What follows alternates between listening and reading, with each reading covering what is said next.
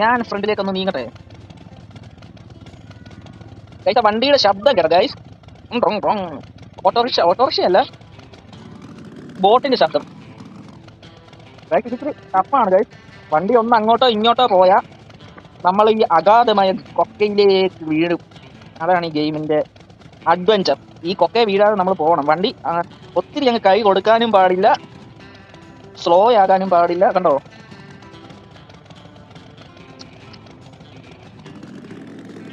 അയ്യോ അയ്യോ അയ്യോ.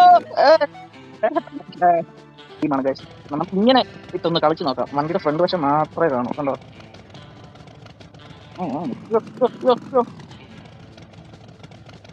വേണ്ട, ഇത് ഡേഞ്ചറാണ്.